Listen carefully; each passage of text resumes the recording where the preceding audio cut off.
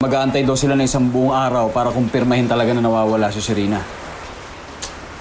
Ano ba naman itong nangyayari sa atin? Bakit ang daming nawawala?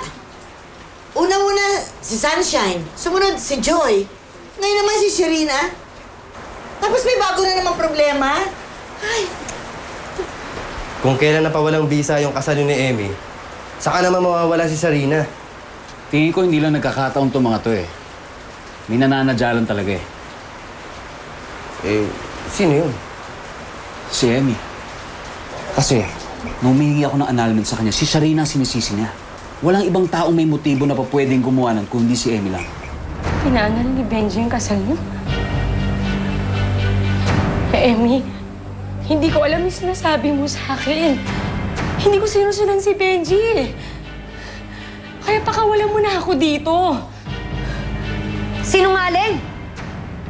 Sharina, alam ko ang bawat kilos at galaw ni Benji, pati ang paghinga niya. Alam kong ginawa niya yon para sa'yo. Ang hindi ko lang maintindihan, kahit ano pang gawin ko, kahit magsirko pa ata ako sa perya, ikaw pa rin ang mahal niya. Pero nilunok ko lahat yon. Tinanggap ko yun kahit masakit. Ang importante, nakatali na siya sa akin. Pero dahil na rin sa'yo, gusto niya nang kumalas. Sa tingin mo ba, basta-basta na lang ako papayag, ha?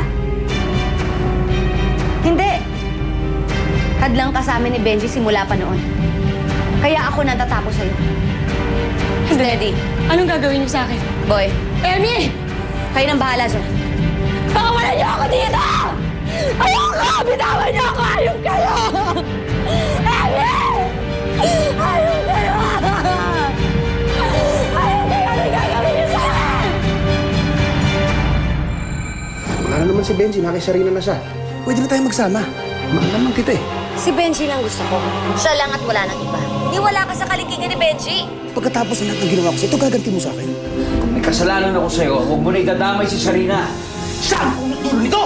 Kung hindi dahil sa pagmamahal ko sa babae yan, hindi na wala lahat sa akin! Hanggang dito na lang ang buhay niyo! Paano yung anak ko? May anak din ako, di ba?